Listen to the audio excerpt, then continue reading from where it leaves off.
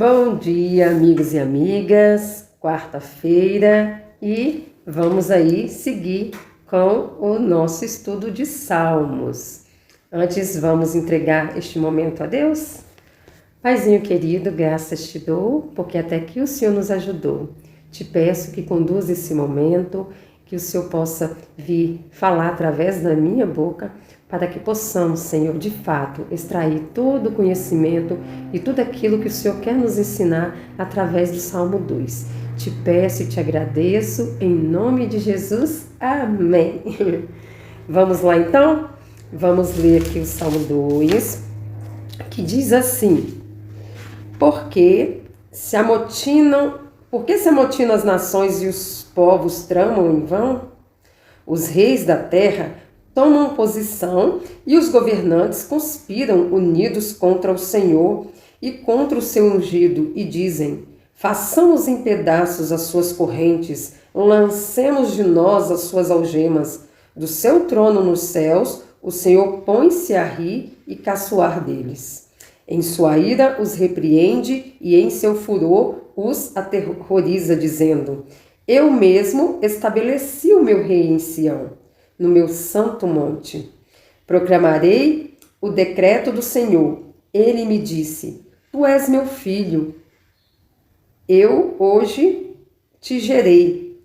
Pede-me e te darei as nações como herança e os confins da terra como a tua prosperidade.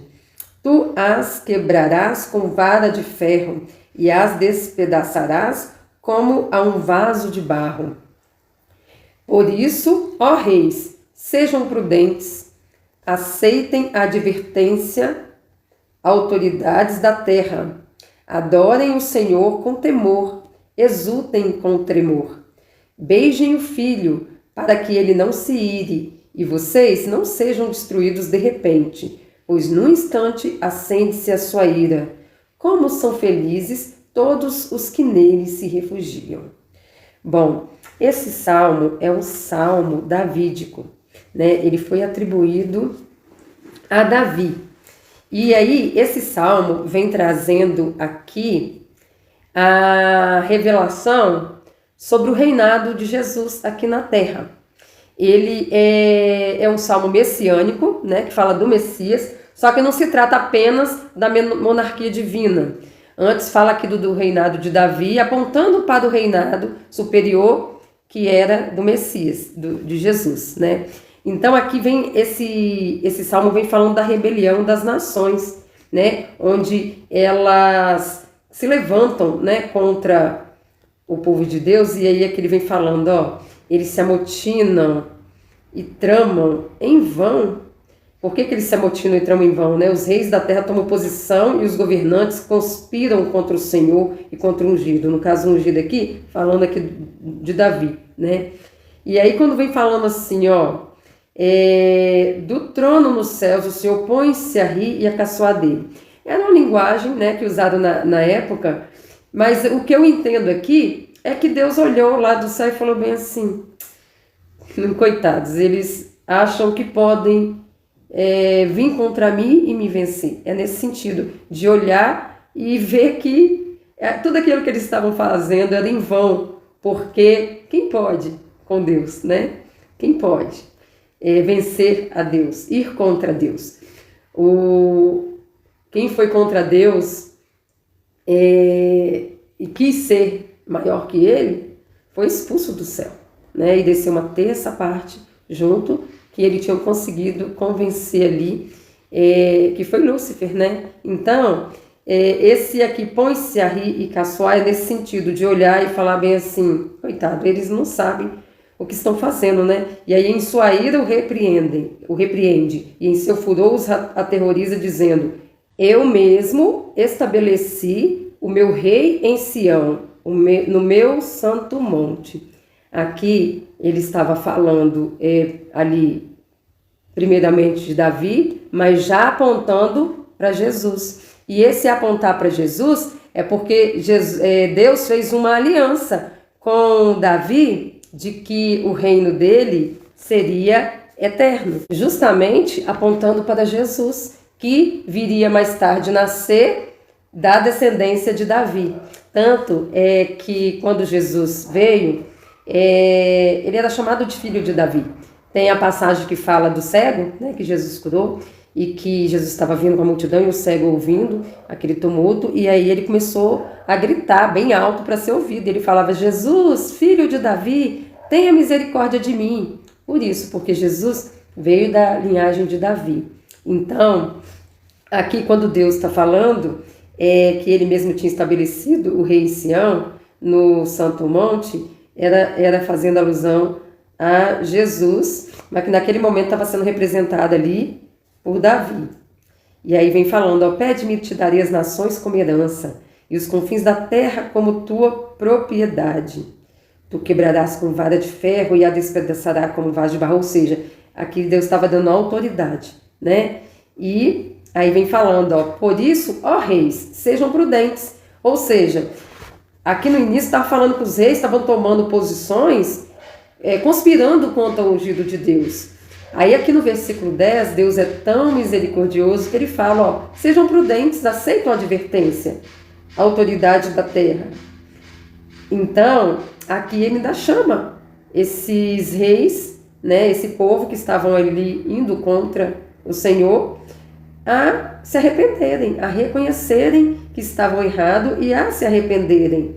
E aí ele vem dizendo, ó, adore o Senhor com temor, exultem com tremor. Ou seja, reconheçam a grandeza de Deus. O adore ou exultem com tremor é com respeito, né? Reconhecendo que Ele é o Deus de todas as coisas e que sem Ele nada somos. E ir contra Ele é a pior bobagem que alguém pode fazer, né? E aí tem, ó, beijem o filho. O filho aqui está se referindo a Davi, mas apontando para Jesus, né?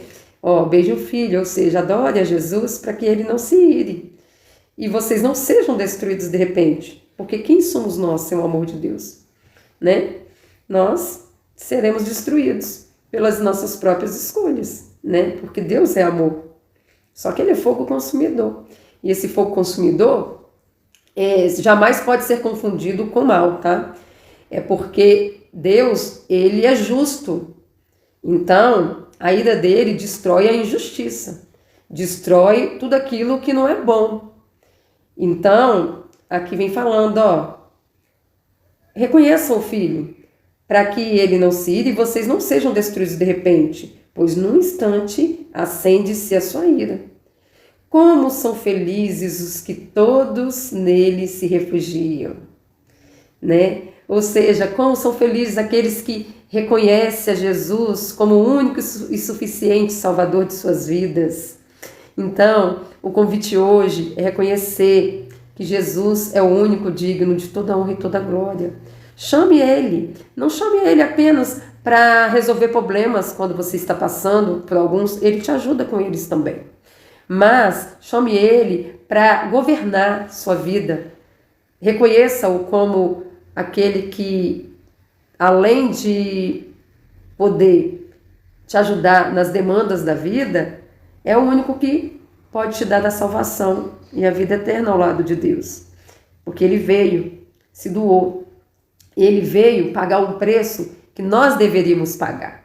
Porque nós pecamos e destituídos fomos da glória de Deus. E quando Ele viu que nós estávamos perdidos em nossos delitos e pecados, Ele se prontificou para o Pai, se ofereceu para vir, nascer, sentir tudo que nós sentimos, viver todas as nossas mazelas e se entregar numa cruz. Morreu para nos salvar. Ele que não cometeu pecado algum, mas que por amor se entregou por nós.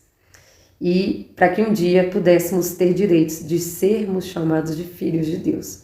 Então, nós passamos a ser co-herdeiros com Cristo. Temos direito às bênçãos de Deus, às misericórdias de Deus e à salvação.